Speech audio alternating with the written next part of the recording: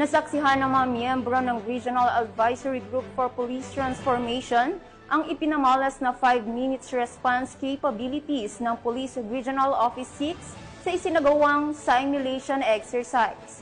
Magbabalita dyan si Patrolwoman Ledilyn Bansagon.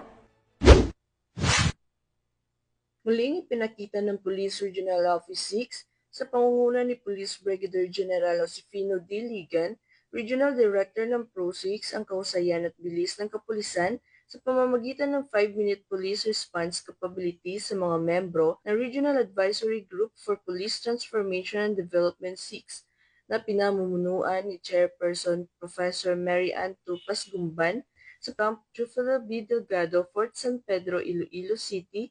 Ito lamang ika-17 ng Hulyo taong kasalukuyan. Nasaksihan ng grupo ang kahalagahan at tibong implementasyon ng programa sa pamamagitan ng serye ng simulation exercises.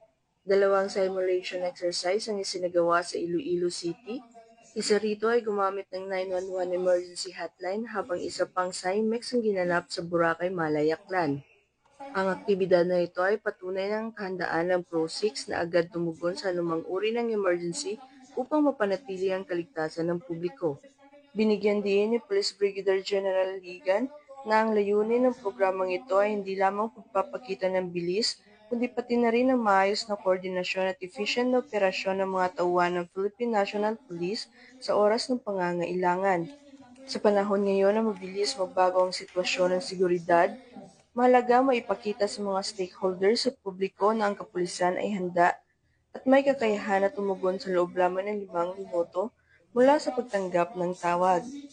Dagdag pa niya, ang pagkakaroon ng mabilis na response time ay makakatulong upang maiwasan ng mas malalang insidente at masiguro ang kaligtasan ng mga mamamayan.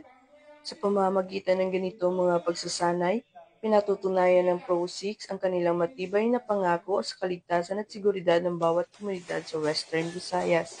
Ito ay nagpapakita na sa oras ng pangangailangan, maaari nating asahan ang kapulisan na agad darating upang magbigay ng proteksyon at solusyon. Sa huli, nananatiling pangunahing layunin ng PRO6 na itaguyod ang isang ligtas at mapayapang rehiyon kung saan ang bawat mamamayan ay may kumpiyansang ang kanilang pulis ay mabilis, maaasahan at handang magserbisyo anumang oras. Mula dito sa Police Regional Office 6, ako ang inyong Police News Network Correspondent, Patrolwoman Ledilyn Bansagon, alagad ng batas, tagataguyod ng Balitang Pulis.